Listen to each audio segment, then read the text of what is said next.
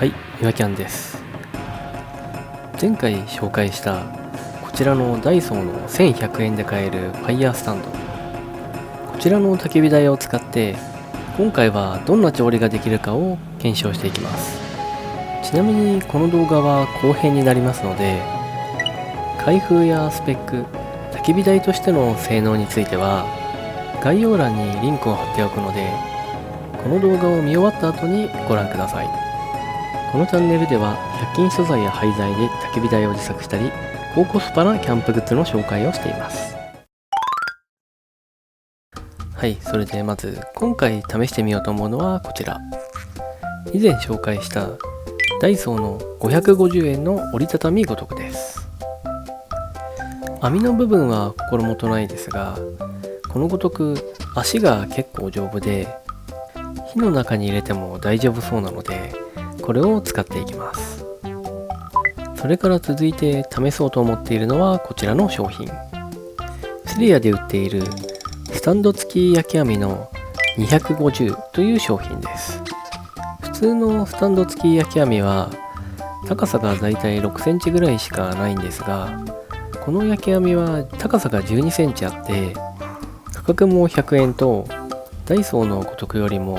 安く購入できるので試してみたいと思います。ダイソーの五徳は高さが13センチぐらいでほぼ同じ高さですし、かつ焼き網は広くて折りたたむとコンパクトになるところがいいですね。焚き火の中に入れて耐久性がどれぐらいあるかがネックになると思います。それから最後に検証するのはこちら。はい、といっても五徳ではなく冷凍ピザになります。前回焚き火台のレビューをした時に地面との間の部分がそんなに熱くなりすぎずそこそこの温度であることが分かったので、オーブンのようにピザが焼けるんじゃないかなと思って試してみたいと思います。というわけで早速五徳2つと冷凍ピザの調理を試していきたいと思います。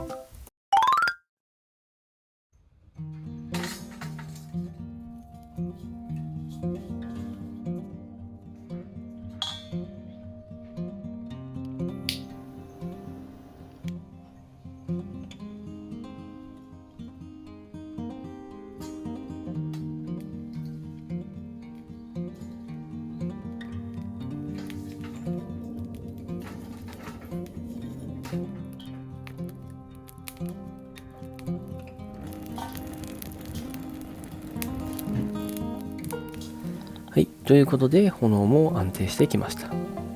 それでは早速ダイソーの折りたたみ五徳を乗せていきたいと思います。一見すると結構安定しているように見えるんですが、何かの拍子にぶつかったりすると割とすぐずれてしまって期待していたほどの安定性がありません。この五徳は開き切った時に足が安定するんですが、そうするとお皿の縁の部分まで足が乗ってしまい結果として不安定になっています。対策として五徳の足を少し狭めて火床のくぼんでいるところにちょうどセットしてみたんですが、足を安定させても今度は網の水平を取るのが難しいという問題があります。とりあえずポットを置くことはできそうなので、とりあえずお湯を沸かしてみます。はい、セットするのに結構大変でしたが、意外と高さもあって焚き火を楽しむのに邪魔にならなそうでなかなかいいですね。高さに余裕があるので薪を追加するのも無理なく投入することができますし、コップ1杯分の水であれば5分も経たず沸かすことができました。このぐらい高さのある五徳だと結構お湯を沸かすのに時間がかかるかと思っていたんですが、オープンな形の焚き火台の割には意外と上側にも火力が伝わるようです。はい、それでは続いてセリアのスタンド付き焼き網を試してみたいと思います。こちらはダイソーの折りたたみ五徳と違って足の部分が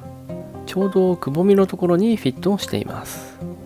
ダイソーの折りたたみ五徳よりもちょっと高さは低くなりますが、それでも追加で薪を投入するには十分な高さがあります。また上にポットを乗せることによって軽い五徳がかえって上から押さえつけられることによって安定します。気になる点としては焼き網の耐久性ですね。ちょっと火にかけただけでも焼き網が曲がって白っぽく変色しています。また不用意に動かそうとすると足が簡単に外れてしまうので、上に熱いものを乗せていたりする場合は注意が必要です。というわけで耐久性と取り扱いには注意が必要ですが、セリアの焼き網の方もダイソーのごとくと同じぐらいの時間でお湯を沸かすことができました。はい、というわけでここまで2つのごとくの性能を見てきましたが、それぞれ安定性や耐久性に課題はあるものの、高さ的にはどちらもちょうどよく、いずれもこの焚き火台のごとくとしては十分な性能かと思います。個人的にはこの焚き火台が結構な大きさと重さなので、ごとくの方だけコンパクトで軽くてもあまり効果がないことから、耐久性に不安があるセリアの焼き網よりも何度も使えそうなダイソーの折りたたみごとくの方が相性がいいんじゃないかなと思いました。というわけでここまでごとくの性能について見てきましたが、最後にごとくを使わない調理方法を試していきたいと思います。まずは温まった焚き火台の下にそのまま冷凍ピザを置いてみたいと思います。その後15分ほど上でガンガン焚き火を続けてみたのですが、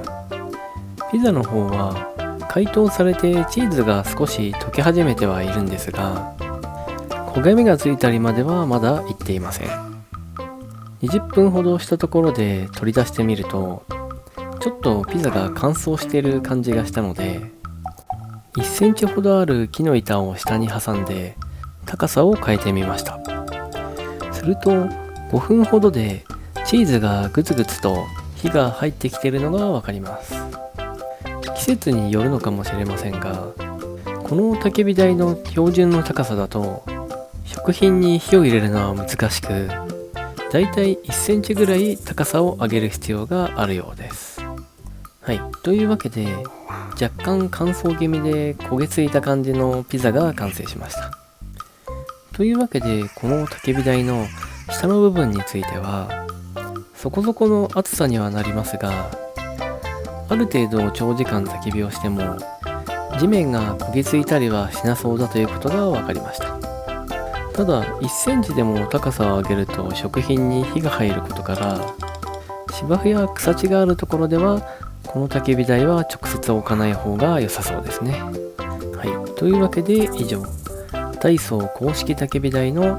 調理性能検証編でした。この動画を最後までご視聴いただきありがとうございました。また次回の動画でお会いしましょう。このチャンネルでは少ない予算で楽しむキャンプ系の動画を配信しています。新しい動画が気になる方はぜひチャンネル登録して次の投稿をお待ちください。動画制作の励みになるのでコメントをしていただけるととても嬉しいです。